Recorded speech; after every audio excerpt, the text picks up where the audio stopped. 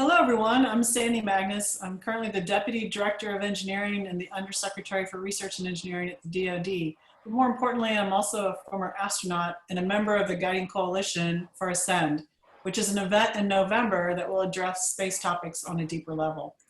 We are pleased to bring you this conversation as the official kickoff of our Ascend event series. It's an event created by AIAA, the American Institute of Aeronautics and Astronautics, and it's dedicated to accelerating the building of our off-world future. And you can learn more at ascend.events.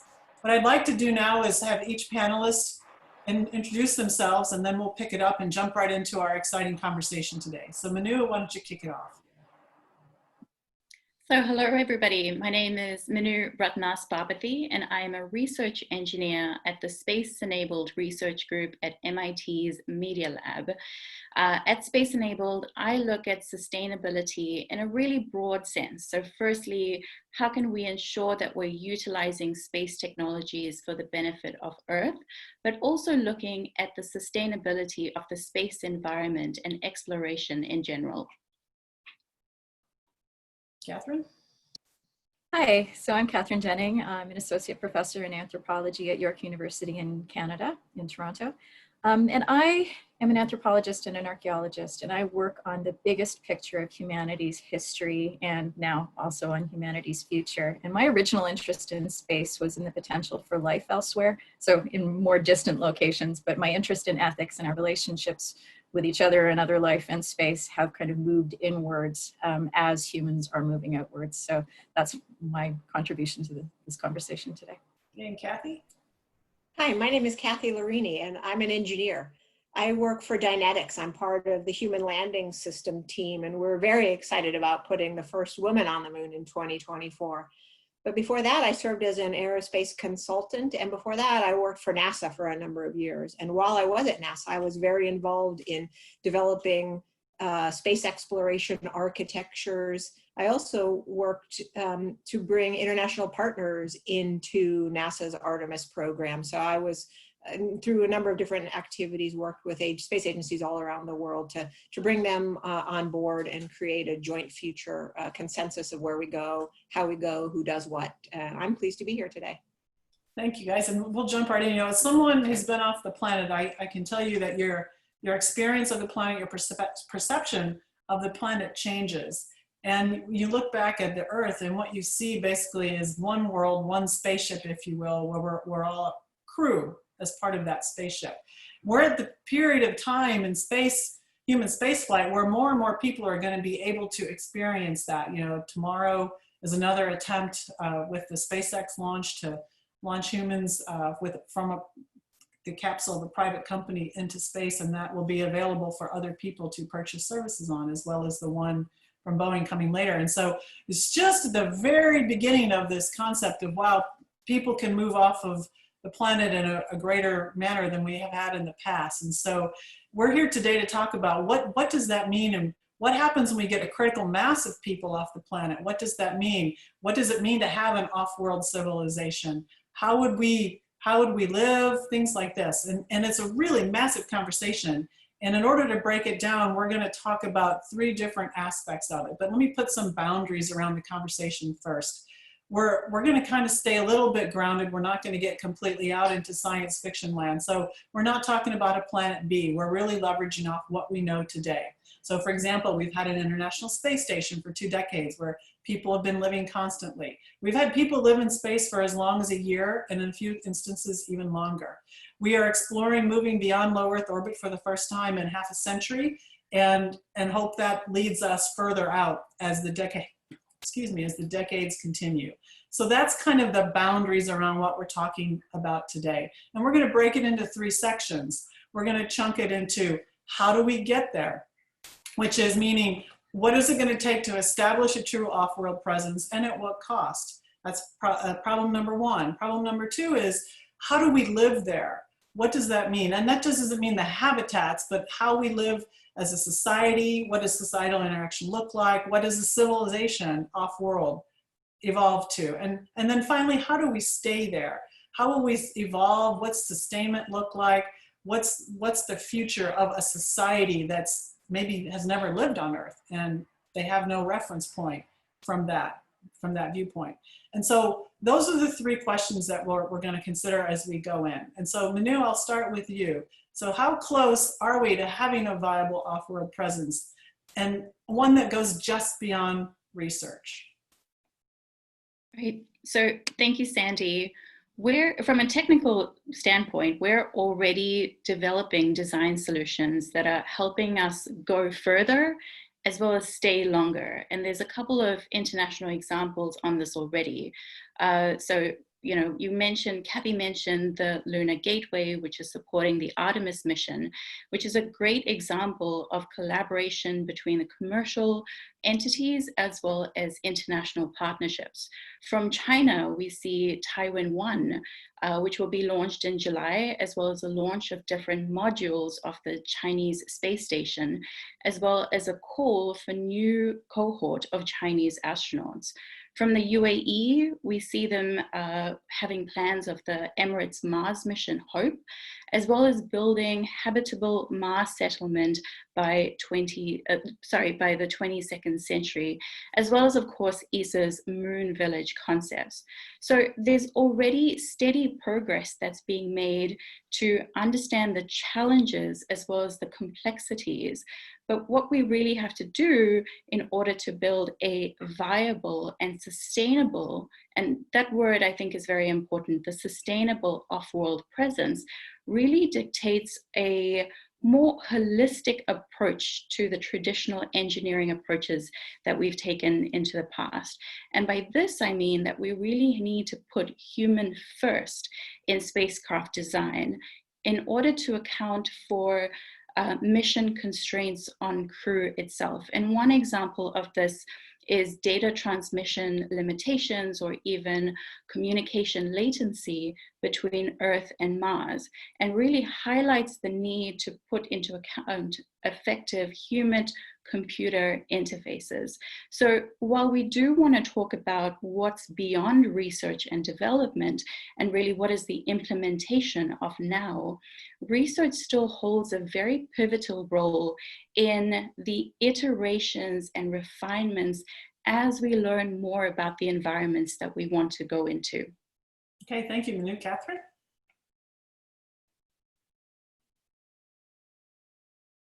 It's always better if I unmute myself. Thanks.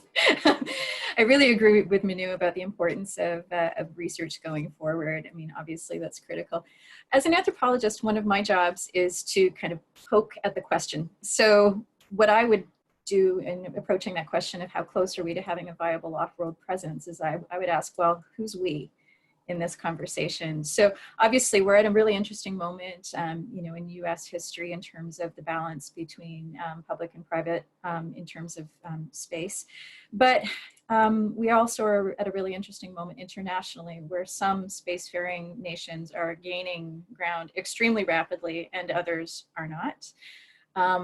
And then in terms of that divide between the public and the private, I don't know, obviously, I guess my question is when this initiative to kind of rebalance the commercial and the national in the US was started, was there a recognition that there would be a time when billionaires have the kind of clout and the power that they do today? And also in terms of, say, where that money for space ultimately comes from, I think an important question in light of our current circumstances, you know, the pandemic, is, well, taxes. So one of the reasons that you have so many hyper wealthy individuals in the US is because billionaires are taxed a lot less than they are in many other countries. So that gives you the wealth, that gives you the base from which to have a significant private move into space. But if you have that at the same time as a significant portion of the population actually doesn't have access to healthcare on Earth, then I think we really have to ask those questions about who is we when we're talking about these moves out into space. So then that calls into question, who is space for, who are we serving? And also in terms of space resources, recent decisions made that some nations regard the harvesting of space resources as being a legal and good thing to do. Not everybody is totally enthusiastically on board with that. And there's just kind of one more thing I'd like to add at this stage of the game, which is, you know, regarding that sustainability piece and that also that kind of global equity piece. there are issues regarding space that need to be hammered out multilaterally that haven't been, like orbital debris mitigation. Like, we don't actually have a super plan in place for all of that just yet. These things are concerns going forward. So those are just a couple points. Excellent points, Kathy. And we'll come back and have a discussion. We want to hear from all the panelists first. So Kathy, if you... Yeah, so you asked how close are we to having a viable off-world presence and what would it take to get there? I will say it will take governments leading the way, right? It's going to be a very expensive endeavor. And if billionaires could do it on their own, I think Elon Musk would already be on Mars or nearly there, right? It's a very expensive endeavor, and it's going to take governments to lead the way, and governments doing it together with other stakeholders, other partners. Like, I love the private sector interest. I love the billionaire funding interest. I love the academia and how engaged academia is in trying to find solutions to the problems, to the challenges, to the research gaps, let's say. So, but I do think it's going to take governments to lead the way. And I think if you look at the moon and the ISRU community, there's a very vibrant in situ resource utilization community, especially around lunar volatiles, right? We know from spacecraft that have orbited the moon that there are volatiles on the moon, but we don't have any ground truth information to know really what's there. What's the nature and composition of what's there? What is it?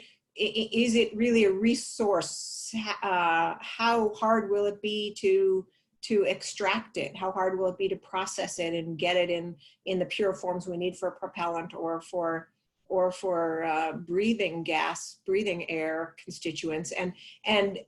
Those questions are not going to be, even though they result in a nice opportunity for a private sector investment, there's so many unknowns that private sector right now is having a hard time saying, look, I'm going to go all in, or I'm going to go big in this. Everybody's watching on the sidelines, waiting for NASA and its government partners to do those initial prospecting missions, to get the information that will provide the clarity. So, typically, governments, lead the way. They find out what's there. They help buy down the risks. They create an environment where the private sector can make informed decisions about how to invest and how they will get a return on their investment. And I think what NASA's doing with the Artemis program is a fantastic start towards our first step off Earth, with the moon as the first step. Yeah, it's interesting. If I can just maybe frame this in the context, addressing everything that you guys are commenting on in the context of an exploration paradigm where, I mean, clearly looking at this through a US lens, because that's our history, the expansion across the West and what really happened there was messy. To Katherine, to your point, it was really messy. There were people going forward and maybe not knowing where they were going, driven by different reasons. There was not a lot of law in place when people started propagating forward. So that's one methodology. And you look at what's going on in Antarctica with the exploration that's going on down there, it's been pretty well structured. There's a comment from out in the audience that, can we use the deep ocean as a way to frame some of our approaches to space, and how do we get there, and what kind of paradigms we might use?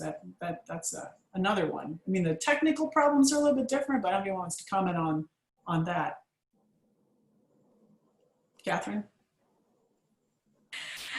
I've come to, after a lot of time spent thinking about space and when and how historical and Earth-based analogies are appropriate and useful.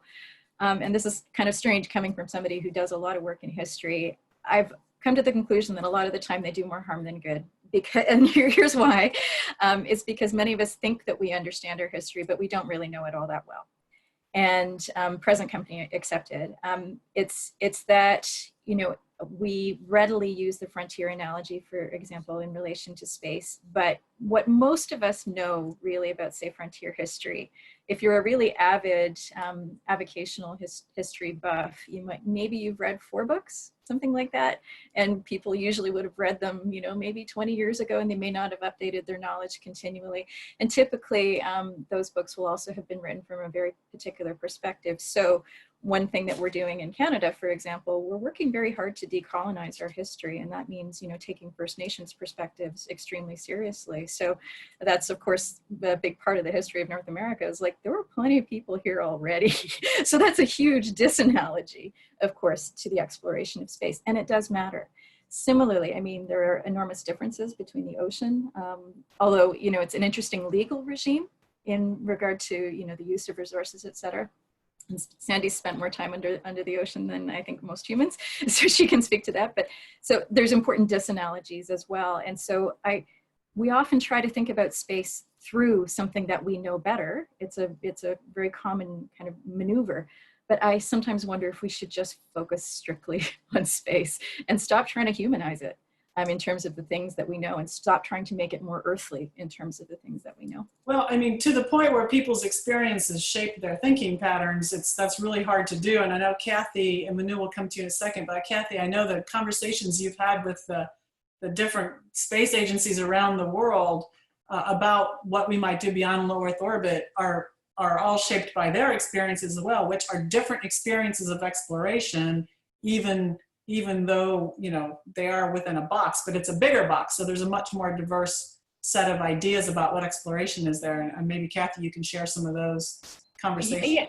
Yeah, that's really true. You know, I think, you know, while a deep sea endeavor would be an analogous thing, as Katherine said, you're not going to be advancing as much the specific things you need for space. Space is much bigger. It's complex in different dimensions. I think international partners that I talk to have a variety of reasons to want to explore, right? And I found that one of the most striking things was the moon and the role the moon plays in many societies, right? The moon is a protector. The moon is always there. The moon plays a role in mythology and religion and all sorts of you know, cultural makeup, a makeup of many different cultures. So there's a lot of interest in wanting to be part of it.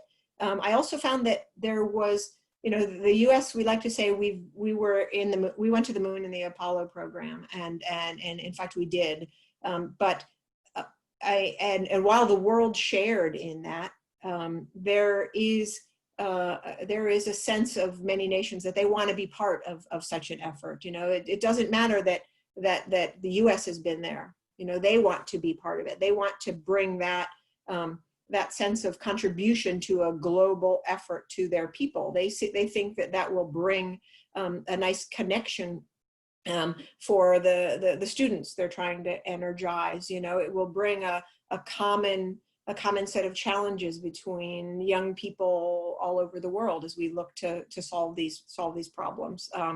And of course, when you talk about what people want to contribute, you asked about that, but there are everybody's looking for, you know, the niche for the way that they can contribute something that's just as important as the big rockets and the big spacecraft that larger space agencies bring. And I think that's important for space agencies like NASA, who are leading the way, to recognize that and create critical roles for everybody. And Manu, some last thoughts on this before we move to the next topic? Yeah, just to build on what Kathy was saying about having a role for everybody. And so she's absolutely correct that all countries want to play a role in off-world presence, but we have to come to the realization that not everybody at the moment has exploration or human spaceflight in their current agenda. There are many emerging space nations who are really just finding their feet in the space agency. And so one thing that we need to take account for is not to have this technical divide between the more established space nations who are doing these grand, really ambitious goals versus other countries, again, who are just finding their feet in this. So we could clearly spend hours just talking about this topic, and there's a rich set of conversations I think we could perhaps do as a follow-on, but we do want to cover our other two questions today. So we're going to move on to the next one, which is, how do we live there? You know, the practicalities of living in space, it's different. You know, when you get up there, we talked earlier, I guess, about how experiences shape your views and your perceptions. And you do, once you're in space and you have a chance to look at the Earth and experience microgravity and understand there's a completely different way to live. I'm kind of curious about what impact it's going to have on civilization here on Earth even, let alone what kind of a civilization is created in space. But as more and more people get their perception shifted about our planet and have the ability to move off of our planet, how is that going to shape who we are as people, and what people will have the opportunity to do, and where is the tipping point? And to a certain point, as humans, you know, we build bureaucracies, right? That's what we do. At what point do we have enough people off the planet that we build our first bureaucracy in space, just as a little lighthearted note? So Kathy, why don't we start with you this time? Oh, sorry, I mute. Yeah, thanks. I mean, your question adds more questions to me. I mean, how are we there just as explorers for you know, a handful of people for a couple of months at a time, or are we there with a certain number of people that have gone and stayed, or are we there able to make trips back and forth? You know, it takes 3 days to go to the moon. It takes 6 months to go to Mars. You know, are people able to make routine trips there and back? And you know, how much of a connection do they keep to people here on Earth? And I think that I mean, I'm sure we'll evolve, right, from, you know, short trips to longer stays to hopefully we'll be able to just, you know, beam back and forth. Who knows?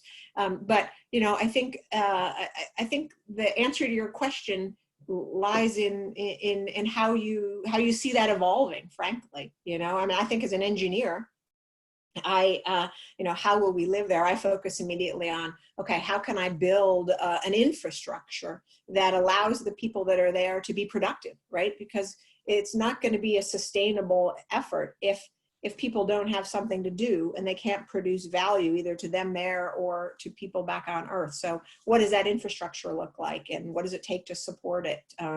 I think ending up you know, quickly learning how to use local resources, quickly learning how to generate power from the sun or local resources, doing basic infrastructure things that will help sustain a longer presence are going to be an early focus, and those will give purpose to certain people. But yeah, that's those are my thoughts.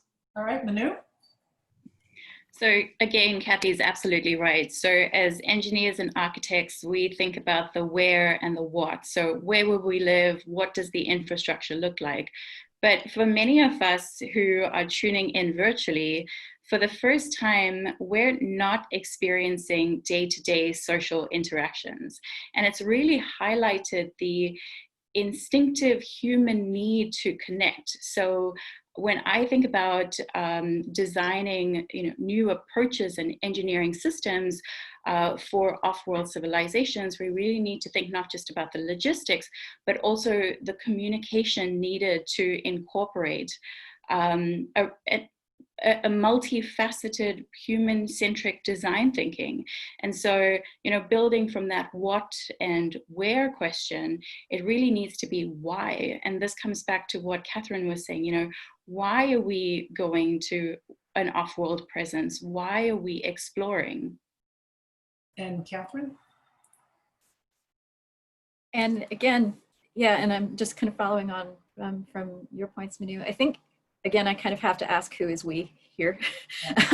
So who exactly will be going, and for what purposes, and for how long? And what will the relationships, as you asked, Sandy, what will the relationships be like between people who go and people who stay? I think it's inevitable that even if we do have more and more people out in space, that most humans will only ever be spectators in this. And so I think, again, that kind of asks, that brings up questions about what most people's relationship with any kind of off-world colonies or off-world settlements will be. At the moment, it's a romantic, kind of exotic, exciting, adventurous dream. But as it becomes reality, will these outposts start to serve kind of a different social function? Will it simply be celebration, or could there be some kind of growing resentments? Will there be geopolitical issues on the moon? I think it's kind of hard to avoid it, even though you can't, under the OST, claim territory on the moon. I mean, the reality is if you're into in situ resource utilization, it's like, well, you just used all the easily available ice, you know, so that could, you know, I think we won't have a very long period of grace before we end up in these kinds of territorial battles on the moon.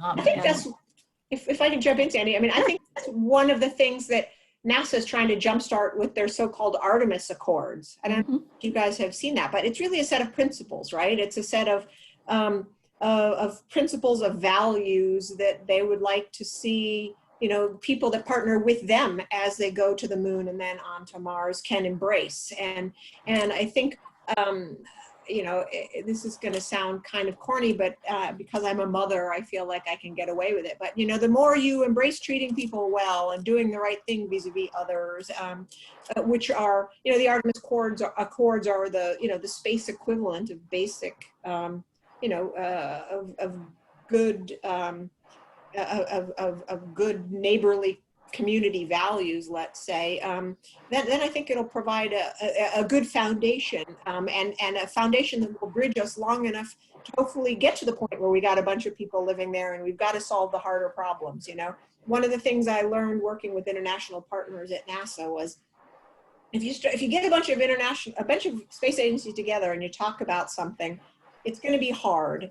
If it's something that's far out and abstract and doesn't need to be solved today, it's going to be impossible, right? So solve problems when they come up. Don't work too hard at solving problems that you may never have. So I'm kind of encouraged by the Artemis Accords setting the stage, and then in the future, hopefully we will have harder problems and we'll have to work them out.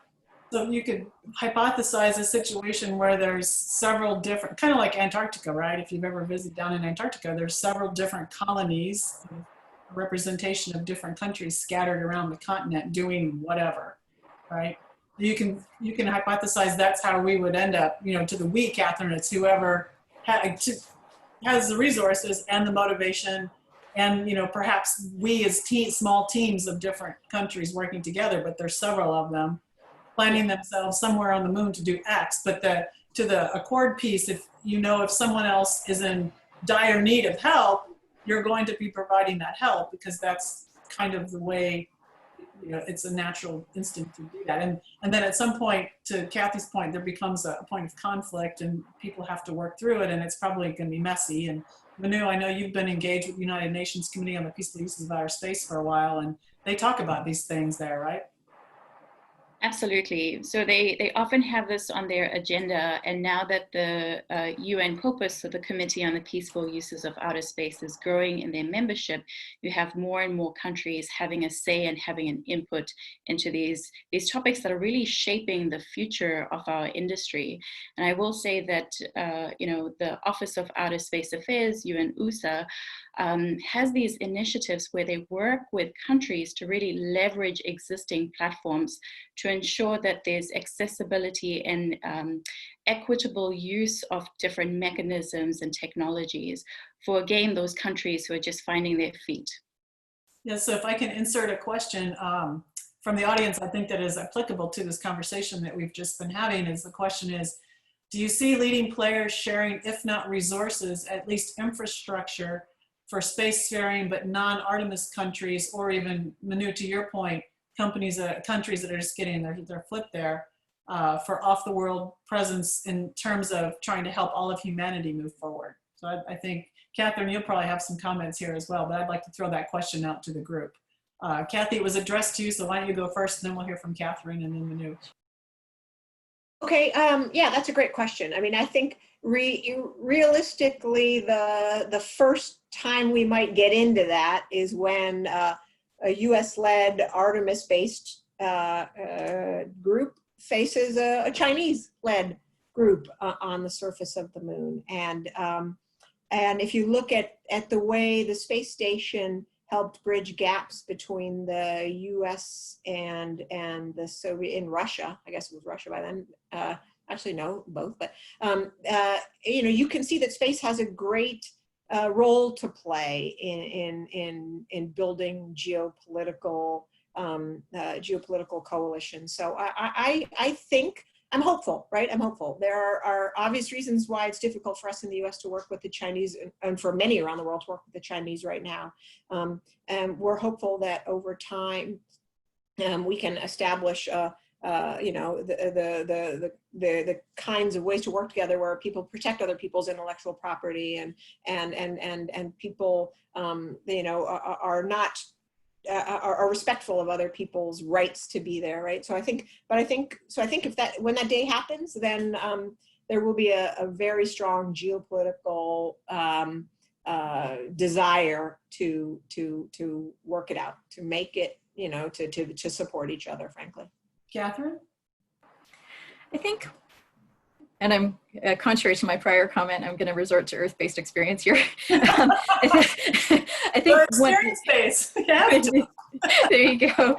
I think one of the useful things we can think about these multi-stakeholder problems are the different kinds of interests that exist in relation to space, in which we're already seeing conflicts. So, for example, the lunar far side is really valuable territory for astronomers, right?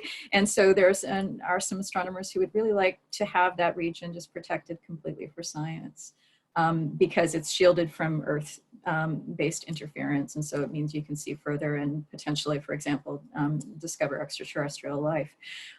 And similarly, if we're not talking about the moon, if we're moving just as far as Mars, no further, we have seriously conflicting interests in play there, because, you know, some people want to go and settle and they want to do it as quickly as possible. Other people have an interest in the potential for extant or extinct life there, microbial. I mean, you know, there's nothing big there, but there could be something still in the subsurface. And, or, you know, Mars as a world that could have previously been alive. There's just so much science that remains to be done. And as soon as humans get there, you've kind of really messed up some of those chances. So you've got a direct kind of set of conflicting interests there. Now they could be negotiated in terms of, you know, one party agreeing, okay, you know, we'll slow down, we'll observe the more stringent planetary protection guidelines, et cetera. But that's not the way that things are going at the moment. They're going faster, and it's towards rolling back planetary protection. So that has, you know, some scientists kind of going, you know, and another analogy here on Earth where I was kind of starting this off was, if you think about, you know, the purpose of a national park, and I know this one is really salient in the US at the moment. You know, some people think it's for the preservation of habitat for wildlife and for, you know, the other life forms with whom we share this world, who have less and less space all the time.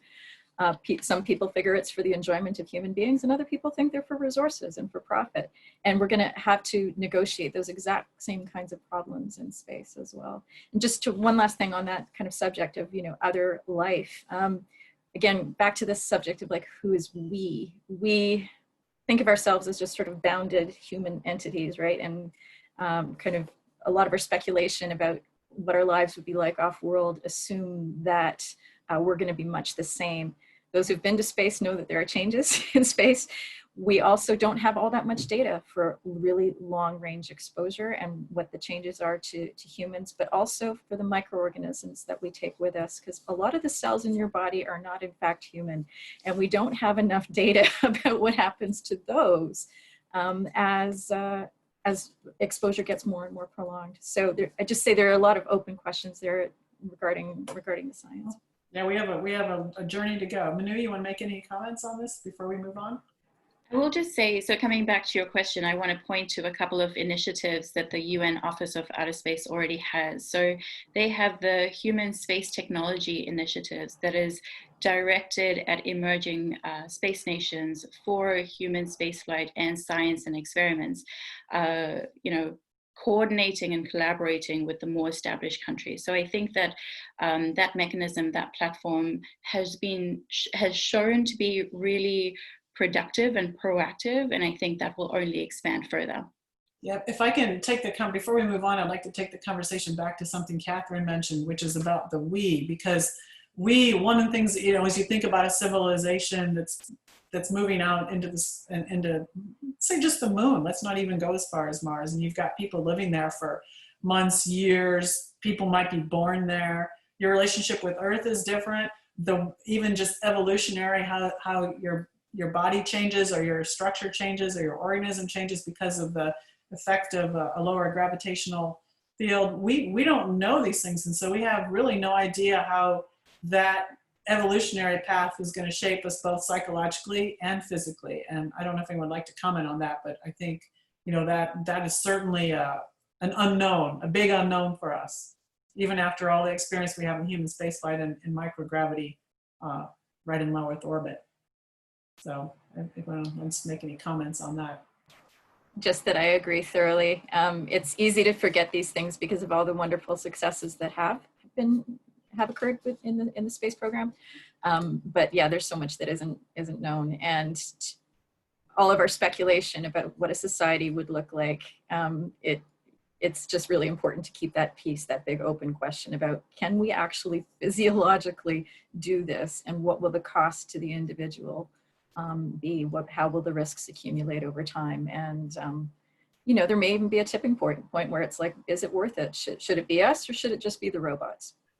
Well, And, you know, those are the questions, I think, sorry, Sandy, those are the questions that that governments are motivated to answer, right? I mean, I think that's why the people that say, you know, NASA ought to get out of the business and let the billionaires explore, you know, the billionaires don't have interest in understanding all those questions. I mean, okay, that's probably harsh, but you know, I mean, there's a government interest in many of the research topics, and there's not only for advancing technologies that take exploration further, but for benefiting life on Earth, and the research into the human body, the research into various systems is all has, you know, not only space exploration benefits, but benefits here on Earth. And I think it's just important for us to recognize that that we need government investments to not only get this going, but to sustain an off-world presence.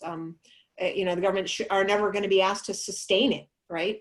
Like was said earlier. But that said, they will always be a key stakeholder. Yeah, from my viewpoint, from an explorer viewpoint, it's like, I think open questions are great. I mean, this is excellent. We know the questions, I think the questions are going to lead to other questions, and we're going to be on a constant voyage of discovery and learning. And, you know, Katherine, to your point, some of it may not be answers that we like, but that's sort of life, right? We're all on this voyage of discovery during our lives, and there's a lot of things that we don't understand. Like, look at the environment we're in now. We're on a voyage of discovery there.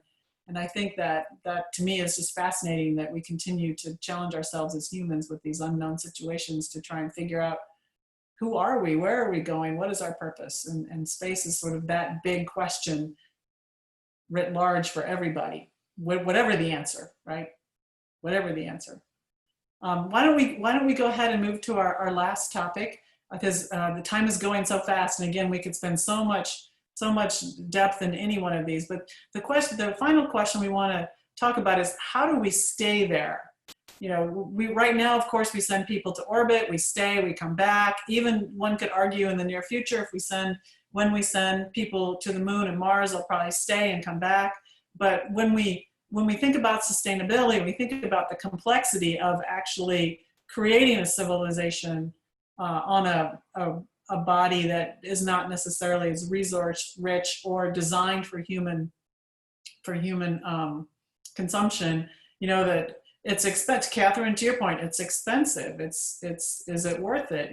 You know, is it the huge amount of energy to keep up a sustainable system? And what does that mean in the context of using local resources? What does the logistics chain look like? Is it even practical? You know, these are kind of the questions I think we have to tackle when we think about how are we going to stay there. And so, Katherine, why don't you go first this time, and then we'll go around to Manu and then Kathy. Uh-oh.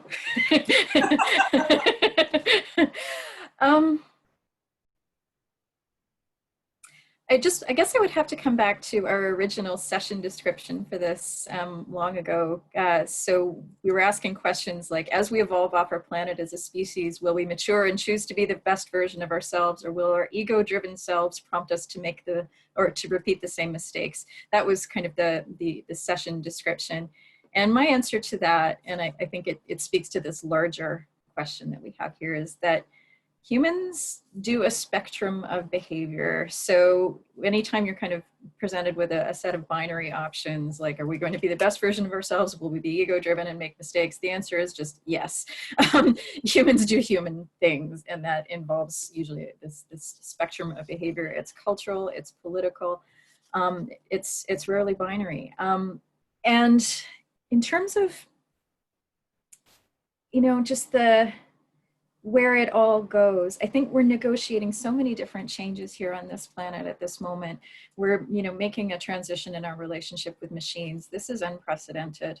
Obviously, machines and ways of magnifying labor have transformed human societies repeatedly, whether that's, at the dawn of agriculture or the harnessing of hydropower or whatever it is that you want to think about.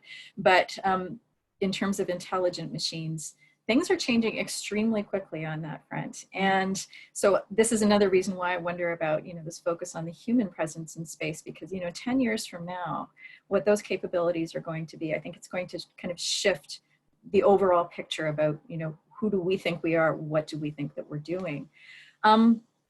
In terms of, that this, again, who are, and that again will also kind of change and expand our sense of, well, who is we? In terms of that sustainability, I think, the usual take on it is simply that the only way to sustain space exploration is to, make money from it, hence the importance of the harvesting of resources. But in terms of, say, how do you do that research, as Kathy was saying, that, is about human safety, is about the human organism for prolonged space exposure. I do think, we have a very real challenge right now in nations that are pouring a lot of money into these kinds of questions. So you're talking about, the physiological and mental and psychological health of a tiny, tiny, tiny number of people at exactly the same time when the headlines and the fact that we're doing this via Zoom demonstrates we don't really have a grip on how to do that well for the many. And similarly, we have devoting all this attention to other environments while we do not have a grip on our own, the crises of climate change, of water shortages, all of those different things. I know that space research pays dividends into other domains of the world. There's no question about that. And obviously some space technologies, as Manu can speak to, given the work that Space Enabled does, has direct relevance and direct support for Earth, and for UN development goals. But, there are different kinds of space exploration and there are different kinds of space technologies, and they don't all do the same thing. And so I think, we do have to ask these questions about sustainability and benefit. Who would benefit the most from different kinds of space endeavors? So, and I think in order to create something where it's a, how do we stay there? Again, it comes down to, well, how big do you want your we to be? If you want your we to be tiny and elite and hyper wealthy, well, fine, you can figure out your own little problems. But if you want space to be something kind of more in line with the spirit of the outer space treaty that really is for everyone, then it's a much bigger challenge on absolutely every front. And it's slower and it's harder. So that's, I think, kind of my take on that. Okay, I'll have some comments in a moment, but let's go through Manu and Kathy first. So Manu? So let me take it from a technical standpoint and answer, how do we sustainably stay there? And I think one thing that we as a space industry really need to do is look outside our own bubble. So there are sectors like the mining sector, water management, food production, energy sectors that have been working on these questions for a really long time. Not necessarily in the context of, Moon, Mars, and exploration, but they have a wealth of knowledge that we really need to tap into. So I think that that's really pivotal, that we as engineers understand that we don't have the answers to all of the questions, but by having these conversations with other sectors, we really benefit from learning from their lessons. And I do want to make a point, Katherine, thank you for the shout out to Space Enabled. I do want to make a point, about the Outer Space Treaty, which was ratified in 1967. But it's really this concept of exploration and the use for the benefit of all countries, and where it's not subject to national appropriation or claim to sovereignty. So we really need to think about not just the technical logistic factors, but as Katherine said, about the sustainability of the human race going forward. Kathy? So I think we will be able to stay. We will have a sustainable effort if we take care and recognize that building this sustainable effort requires a diverse set of stakeholders, stakeholders like governments, like academia, like private industry, like international partners, like private citizens. You know, there's a diverse set of stakeholders that we need to be able to include in the defining how we go and what we do. And I think that we need to remember that to be sustainable, we will need to continue to deliver value to all these stakeholders, right? And the value will be to the stakeholders, to people on Earth, to people who are off-world, to people who love people who are off-world. I mean, there will be value that can be described in many different ways. It will be money. It will be all sorts of different things. And as long as when there is value delivered, right, people will continue to put time, and they'll continue to put money, and they'll continue to put their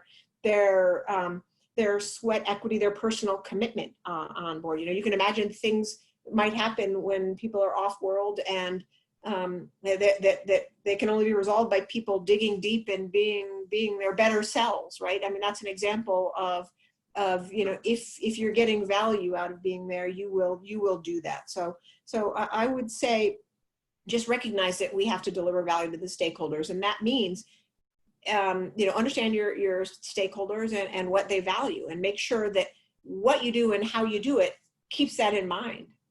You know, you can, let's say NASA's building a coalition of private industry and international partners, and we're going to go to the moon. And let's say a president comes along and says, no international partners. You know, this is something we're going to do alone. Well, that alienates a key stakeholder, and that takes away, you know, a supporting element. This administration is valuing the international partnerships in exploration, but, you know, it's not outside the realm of possibility to think, especially with the COVID response, there's a lot of nationalism, you know, that you see sprouting around the world, and hopefully we can hold that back, right? Because again, like I said, maintaining the stakeholder group and delivering value to them is what's going to keep it sustainable.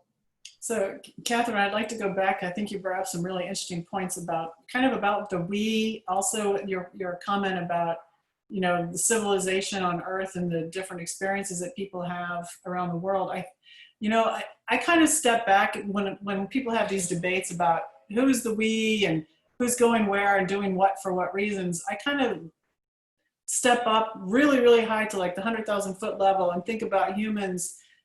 We're like a mass group, right? It's just like this group of people with a huge variety of experiences, even here on Earth, about how we live and what we do. And if you project out, you know, 1,000 years from now, right?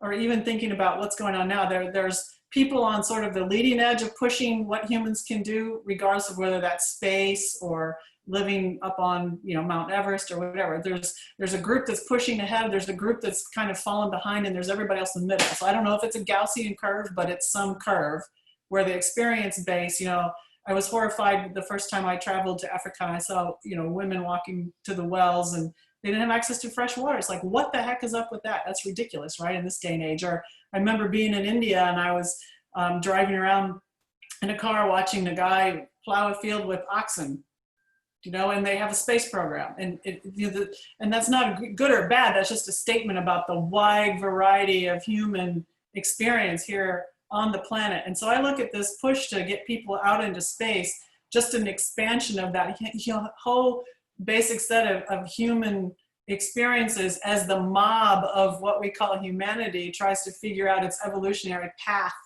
into the future. This is one potential path, you know, another one could be something completely different. And so the we at the beginning might be a small number of we, but one could surmise that if that evolutionary path looks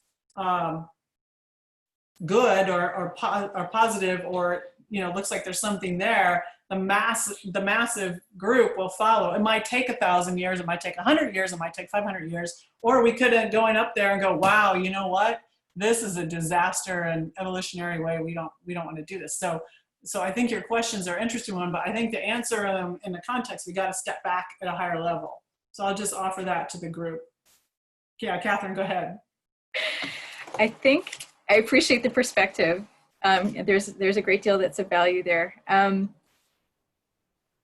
Stepping back even further, so from the the anthropological and human history perspective, it's absolutely true that different groups of people have taken different paths. And so some people have been primarily seafaring, some people have been more agricultural, some people have industrialized, others have not. But I think something that's just really important to realize is how much our fates today are intertwined. So the fact that you have, say in some countries, multiple countries, a space program with elite, highly trained engineers and a good deal of infrastructure supporting that and a bureaucracy supporting that. And you also have people who do not have access to clean water. Those things are not just kind of separate realities. These people have what they have because these people don't. See, I don't know if I can accept that is an either, that those are mutually exclusive. I think it's part of the spectrum, and I don't think because we have one, it's why we don't have the other. The space station program was successful because everybody who contributed to it really, really believed in fixing, in solving that particular problem. And we haven't, as a species, I think, decided that these other problems, there's not that passion around really, really solving the problems, because if we decide to solve all the problems on the planet, we totally could. We just don't have that will globally to do that. I think if we delve into the history of colonialism, it'll show something else about the distribution of wealth. And indeed, I mean, if you look at, say, how the Industrial Revolution itself started, so the beginning of this trend towards machines, you see that some people benefited enormously and other people did not, and that those things are not completely independent. So I agree, it's not always the case, but I would say that it's sometimes the case, and I think that we need to bear that in mind, especially in an era of private capital. Yeah, Kathy or Manu, I don't know if either one of you want to jump in here. Now, Catherine and I could go on for hours. Kathy? Yeah, no, I mean, I agree. I agree with you, Sandy. I don't know. It's a hard one, right? I think to the extent that the space program also is a motivator for STEM education. I mean, there's a benefit there in there's a role that investments in space might have, even by the people that can afford them, that will lift up people that want to be lifted up all around the world. Yeah. Manu, any comments? I'll just add that, this conversation is still a very privileged conversation. There are many people around the world who just, this is not within their realm, which is absolutely fine for now, as long as we're bringing them on this journey with us. And I think that we need to think about, when we are thinking about sustainability, how do we ensure that the money and the resource investment into an off-world civilization is really benefiting everybody on the spectrum. Catherine, any other comments? We are running down in time here, so if anyone has any closing comments, I wanted to give you an opportunity to do so. Catherine, do you have any closing comments? Just that I'm so appreciative of this conversation, and I hope that there will be many more like it, both in relation to Ascend, but just in as a part of the space community. I know in my years of working in and around the space community, this is the dialogues like this have been tremendously rewarding. And I'm also so pleased to be part of an all-woman conversation regarding space, because it is different. Obviously, we need to have many different kinds of conversations, but I think this is an important one, and supporting women who are coming into the space sector. Because again, on this principle that space should be for everybody, I think it's a really important step forward. So yeah, I think my overall kind of take homes are, if we're going to learn from Earth, then we need to really learn from Earth, including some of the things that we don't necessarily want to think about how we what our patterns are regarding, say, resource management, regarding sharing, and regarding power and regarding resources. So I think if we bear all these things in mind, and if we stick to the multilateral models that are being worked through, I think there are tremendous grounds for hope. I'm also have some concerns, but that'll be for another day. Okay. Thanks. Yeah, Kathy? Yeah, I really liked what Katherine had to say. I mean, it is nice to be part of this all-woman discussion, and you know, it's not usual that I'm in a discussion with where some of these topics have been raised, and I really appreciate that. I think, you know, to something Manu said earlier, I'm a little bit uncomfortable with this. You know, leaders have to be responsible for bringing everybody along or making sure everyone can benefit. And I mean, that's what you can say that and mean one thing, or you can say that and mean another thing. And I think we're going to get to an off-world civilization when people that can have the ability and have the resources to lead do that. And if they do that in a way where they provide, you know, role models and opportunity and inclusion, then we're going to get there. If there is too much of a push to say, you know, every step of the way everybody has to benefit equally, then honestly we're not going to get there. The people that have the ability to push things forward are not going to be motivated to do that, right? So we have to find the balance. You know, I'm certainly supportive of space being for everybody. Off-world solution, an off-world vision has to be something that everybody embraces, but I think it's you know, the devil's in the details in how we enable it. But I really enjoy the conversation, and hope we can do it again sometime. Okay, Manu? Yeah, I would agree with Kathy. The devil is in the detail. And, you know, what I really enjoy from this is that this is just the starting point of a discussion that can go on much, much longer. And what I really appreciate is that while we all are kind of sold on the idea of an off-world civilization, human spaceflight exploration, these different perspectives means that we're really exchanging insights and learning from each other. So, you know, to have someone like Katherine really think about like the justice and the we, and then the engineering, logistics, and Sandy, for you to give an overarching perspective, I think is really interesting and is key for future discussions going forward. Well, I'd like to thank all of you for being here. I enjoyed the conversation. I know we could, again, go on for hours with these different perspectives. There's a lot of open questions in front of the community. Conversations like this are important because they tease out the important open questions and really help, I think, over time focus the community on what needs to be addressed. And Katherine, I love your perspectives that, you know, a lot of times those of us in the space community, you know, down in the details and working the day-to-day stuff, don't step back to think about some of these other questions, and we need to. And so this was a wonderful conversation. We've covered a lot. There's a lot more to cover. I encourage everyone to visit ascend.events, talk future, and the conversation will go on. And Ascend, of course, is happening this fall in November, where there'll be many, many more conversations like this as well. Thank you all for joining, and we hope you enjoyed our conversation.